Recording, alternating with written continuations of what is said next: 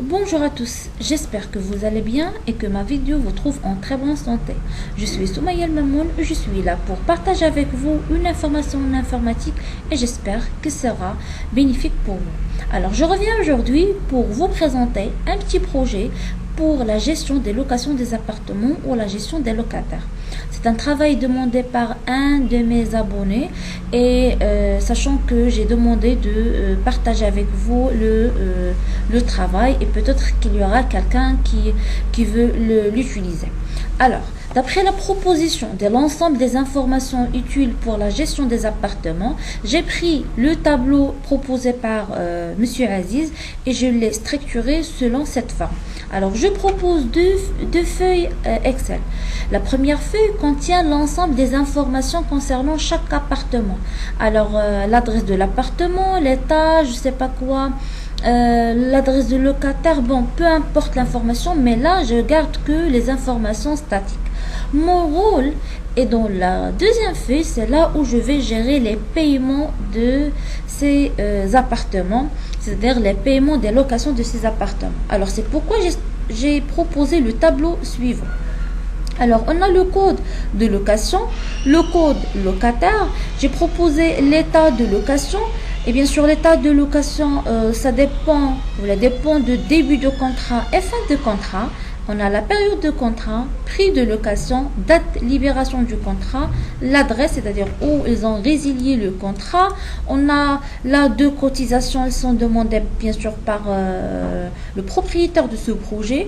Alors j'ai proposé l'état du paiement parce que ça va aider la personne à gérer les locations. J'ai la somme totale, c'est-à-dire la somme des mois suivants, et j'ai choisi de travailler sur les 4 mois, septembre, octobre, novembre jusqu'à décembre, parce que je trouve que c'est pas la peine de détailler plus, sachant que vous pouvez juste bien sûr incrémenter la formule et avoir le reste. Alors passons maintenant à vous présenter les formules et comment utiliser ce fichier. Alors, je commence par l'état de location. Alors, l'état de location, on a deux cas. Soit le contrat, elle est en cours, c'est-à-dire on est dans une période de location de cet appartement, soit fin de contrat. Alors là, vous allez voir que je teste sur le jour J, c'est-à-dire aujourd'hui, et je le compare avec le début de contrat et fin de contrat, et j'ai que deux choix, soit en cours, soit fin de contrat. Alors c'est pour cela, vous allez voir en cours et fin de contrat. Alors si je prends l'exemple, le premier exemple, alors on a cet appartement, alors qui commence, la location de cet appartement commence de 1 septembre 2020 et il va être arrêté à 1 octobre 2021. Alors, la location, elle est en cours, c'est pour cela elle est mentionnée en cours. Par contre, si je fais par exemple là, le 1, alors là, si je mets le 1, 10, 2020, alors automatiquement vous allez voir que l'état de location va être changé et il va avoir fin de contrat, alors que c'est pas le cas. Nous on a que bien sûr on a 21, alors 10 et 21. Alors ça c'est ce qui concerne l'état de location. Bien sûr pour les cotisations, là j'ai mis la somme des cotisations et je passe. Avant de vous présenter l'état, je vous présente les mois, parce que l'état dépend des mois. Alors, pour chaque mois, bien sûr, j'ai calculé la somme, c'est-à-dire, bien sûr, la personne a besoin de savoir la caisse pour chaque mois. Alors là, vous allez trouver la somme de chaque mois. Mais passons maintenant au mois. Alors, par le mois septembre. Commençons par le mois septembre. Alors, quels sont les cas que vous allez trouver? Alors, si on parle général, alors là, on a soit contrat terminé, c'est-à-dire, puisque le contrat est terminé, donc c'est pas la peine de payer. Soit on a à payer, c'est-à-dire, on est dans le jour où le contrat n'est pas encore terminé, donc on doit payer. Soit on a zéro, c'est-à-dire, on n'a pas encore atteint le mois prochain, donc dans ce cas, c'est zéro. Alors, c'est comme par exemple le mois de décembre. Actuellement, je suis en train de filmer cette vidéo et on est le 30 novembre 2020, donc j'ai pas encore atteint le mois de décembre. C'est pour cela vous allez voir le décembre qui est égal à 0. Donc pas encore, on n'a pas encore arrivé au mois de décembre. Par contre, les autres mois, ils doivent être payés. Par exemple, si vous voyez septembre, là vous allez trouver à payer, à payer, à payer, parce que ces mois il appartient aux durées de contrat, donc ils doivent être payés.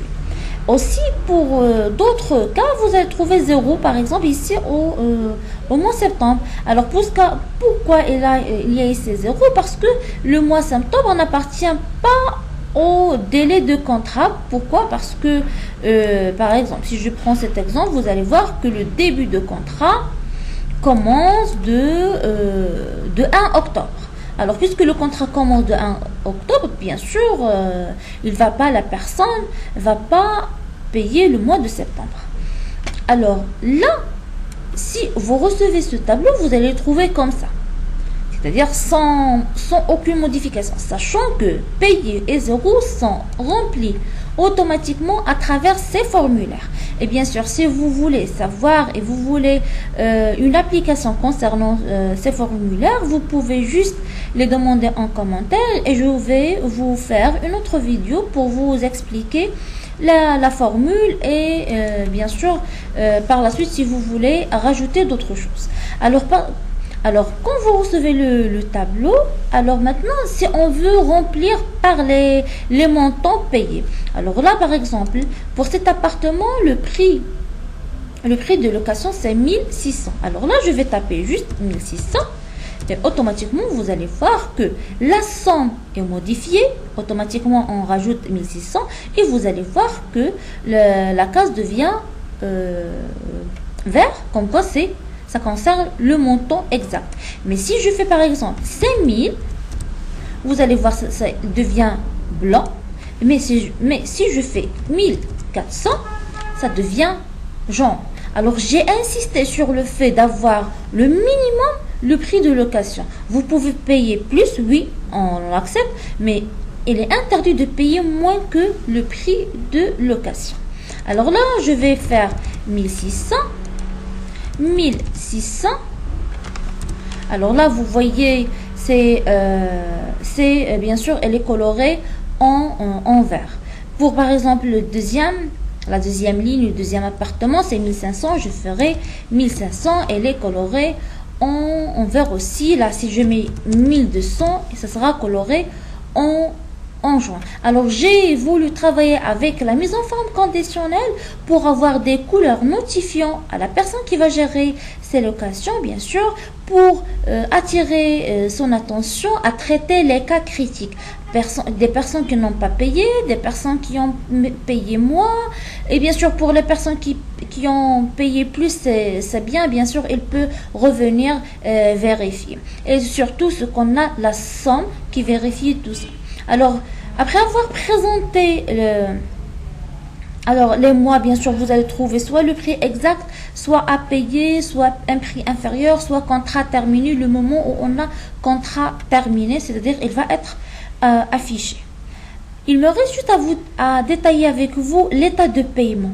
Alors, l'état de paiement, vous allez trouver deux choses. Soit OK, soit non OK, c'est-à-dire soit en cours, soit crédit, soit pas fin de contrat, c'est-à-dire le contrat est terminé. Alors pour le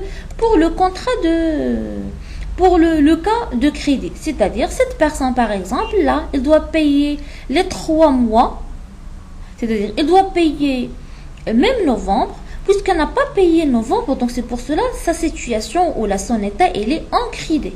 Par contre, si je mets ici 1600, c'est-à-dire que vous allez voir payer. C'est-à-dire l'appartement est payé.